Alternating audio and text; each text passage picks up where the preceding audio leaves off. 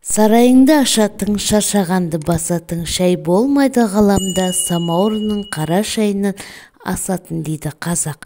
Шай қазақтың сүйікті сусыны. Алайда біз күнделікті ішіп жүрген шайдың пайдасы мен зиян туралы біле бермейміз. Сондықтан бүгін шайдың пайдасы мен зиян туралы сіздермен бөлісетін боламын. Видеоны соңына дейін қарап, пікір қалдырып, лайк басып, достарыңызбен бөлісуді ұмытпаңыз. Шай ішу дәстүрі ежелгі Қытай елінен бастау алады екен. Аңыз бойынша желмен ұшып келген бірнеше шай жапырағы Қытай императоры үшін дайындалып жатқан ыдыстағы қайнаған суға түсіп кетеді. Сусын өзінің дәмімен және хош иісімен билеушіні қатты қызықтырады. Сол күннен бастап ол өзінің қол астындағыларға шайден деп оны ішуді бұйырады. Шай Ресейге 1638 жылы келген екен. Орыс елшісі Стариков Мәскеу патшасына Моңғол ханның сыйлыққа берген шайын әкеліп береді. Алғашқыда патша бұндай сыйлыққа қатты ашуланыпты, бірақ кейін жаңа сусын патшаның көңілінен шығады. Шай Жапонияға 12 ғасырда Қытайдан келіпті. Жалпы шайды батыста ти десе, шығыста шай деп атайды екен. Шай бұтасы күй талғамайтын тамырлы көп жылдық өсімдік. Дегенмен жер қыртысы мен климаттық жағдайлардың өзгерісін жылдам сезінеді. Жапырақтары кезектесе орналасқан, қалемше тәріздес жылтыр, шеттері өткір тісті, ұзындығы 7, ені 4 см болады екен. Шай жас жапырақтардан, оның бүрлерінен өндіріледі екен. Алғашқы өнім бірінші вегетациядан кейін жиналады. Шай өнімдерінің ішінде ең бағалысы бірінші және екінші бүрлері. Бірінші өнім әдетте ақпан айынан бастап наурыз айына дейін жиналады екен. Шайдың жабайы өсетін екі түрі бар. Біріншісі Қытай шайы оңтүстік шығыс Азияның таулы аймақтарында өссе, екіншісі Ассам шайы Үндістанның Ассам ормандарында өседі екен. Бұл екі шайдың табиғи гибриді Цейлон шайы деп аталады. Оның да екі түрі бар. Олар жер шарының тропиктік және субтропиктік аймақтарында өсіріледі екен. ТМД елдерінде Әзірбайжан, Грузия, Ресейдің Краснодар өлкесі мен Грузия жерлерінде Қытай шайының негізінде шайдың бірнеше сұрыптары өсіріледі. Шай ағашы 1000 жылдай өмір сүріп 70 жыл өнім береді екен. Шай байқы, яғни үгітілген және тақта шай, престелген деп екіге бөлінеді. Байқы шайы, қара шай ең көбірек тарағаны. Көк және сарғыш қара көк шай. Онда белокты заттар мен амин қышқылдары, пигменттер А1, В1, В2, С тағы да басқа дәрумендер кездеседі. Шайдың сергітетін әсері оның құрамында кофеинге байланысты. Шайдағы эфир майы 0,06%-дан 0,102%-ға жуық.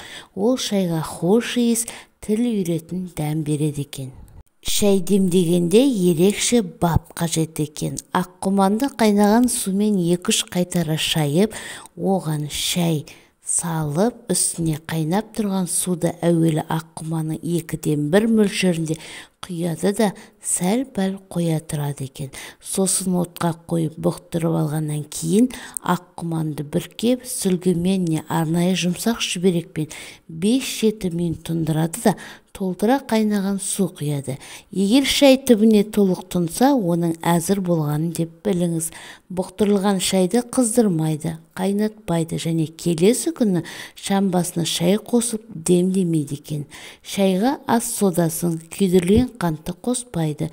Егер шайға жаңадан қайнатылған судың орнына тұрыңқырап қалған жылы суды құйса да дәмі кетеді екен. Шайды фарфор немесе фаянс шайнекпен демдейді. Шайды металл шайнекпен шығарса, ол құсып кетіп, хош иісі мен дәмін жоғалтады екен. Шайды ыстықта ішуге болмайды, өйткені ыстық шай кеңірдекке, аш жолы мен асқазанға кері әсер етуі мүмкін. Ұзақ уақыт ыстық шай ішу ішкі органдарды ауруға ұшыратады екен. Температурасы 62 градустан жоғары шай асқазанды бұзады. Шайдың температурасы 56 градустан аспауға тиіс. Шай дайындау үшін суды ұзақ қайнатқан дұрыс. Болмаса шайдың фенолы, эфирлік компоненттері қышқылданады, шай тұнықтанады, дәмінің сапасы мен хош иісінен айырылады екен. Шайды бірнеше рет қайнатып ішуге мүлде болмайды. Әдетте 3-4 рет қайнатқаннан кейін шай жапырақтарында пайдалы заттардың 50%, екінші қайнатқанда 30% қалады екен. Осылайша оның құрамындағы пайдалы элементтер біртіндеп азайып, бірнеше рет қайнатқанда ондағы зиянды заттар көбейе түседі екен. Сондай-ақ бұл сусынды кішкентай шынаяқпен ішу керек. Сонда шайдың керемет дәмін шын мәнінде сезінуге болады екен. Шайды көп ішетін елдер арасында жүргізілген зерттеулерге сүйенсек, адам басына шаққанда әр қазақ жылына 1-2 келі шай ішеді екен. Қазақтардың шайды қалай ішетіні туралы 19 ғасырдың орта шенінде жапондық зерттеуші Киттар қазақтар шай ішкенде уақыт та орын да талғамайды. Кез келген тамақтан бұрын да кейін де іше береді деген екен. Алайда дәрігерлердің кеңесі бойынша оңды-солды шай іше беру денсаулыққа зиян екен. Аш қарынға суық шай ішпейді, себебі ол өт пен асқазанға зиян.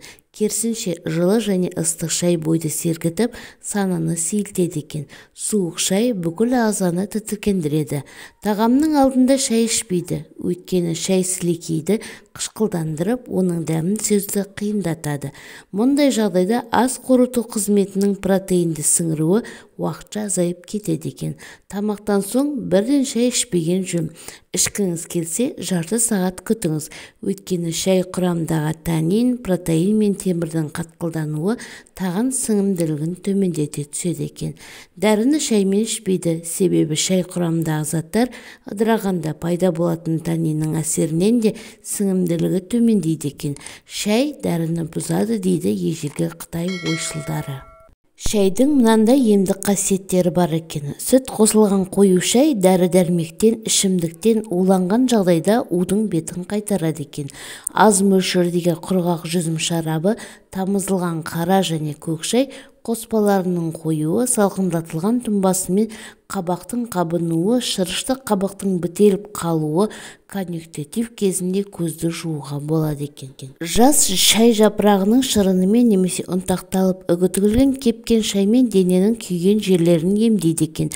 Кепкен көк шайды шайнау жүрек айнығанды басуға жақсы көмектеседі. Көк шайдың қою тұнбасы денедегі сыртқы жараларды тіпті жүйелі пайдаланған жағдайда асқазан мен аш ішек жараларын жазады екен. Көк шай тұнбасы қан қысымын түсіреді. Шайды тіл ойылғанда, экземаға, теріге, жарақат түскенде, іріңді жаралыға ерім ретінде қолданған екен. Таңертеңгілік және кешкі уақытта тіс тазалар алдында шай тұнбасымен ауызды шайса, тістің түбі нығаяды екен. Қытай медицинасы да шайды уланған адам ағзасын емдеуге пайдаланған екен. Онымен ауыр тері жарақаттарын емдеп, дене еңбегімен шұғылданғанда сергеу үшін ішкен көрінеді. Шай түрлі бактерияларды өлтіре алатын күшке ие. Негізінен ол сүзек, дизентерия тәрізді аса қауіпті бактерияларды жояды екен. Қан құрамын, жүрек жұмысын жақсартады. Шай бүйрекке тас байлануын болдырмайды екен. Жақсы өскен шай жапырағында С, В1, В2, А дәрумендері бар. Оны бет алды іше берсең, шай өңді өзгертіп, ұйқыңды қашырады екен. Шайды тым қою өтіп дайындап ішсең, оның құрамында кофеин жүйке жүйесінің қызметін қоздырады. Қан қысымын күшейтіп жібереді екен. Шай 18 градус ыстықтан төмен болса, жұпар иісі мен адам жанын сергітетін шипасын, дәмдік татымдылығын жоғалтады екен. Шайды асықпай ұрттап ішсе, ас қорыту органы, тамақ, асқазан күйіп қалмайды екен. Шай тұнбасындағы П дәрумені адам ағзасына С дәруменің жақсы сіңуіне көмектеседі. С дәрумені жетпеген адамға көк шай ішу қажет. Көк шайды дұрыс пайдалана білген адам ерте қартаймайды екен. Шай тұнбасы қан капиллярын бекітеді, жүйкені жақсартады екен. Деніңіз сау әрі қуатты болсын десеңіз, шайды мөлшермен пайдаланған абзалырақ болады.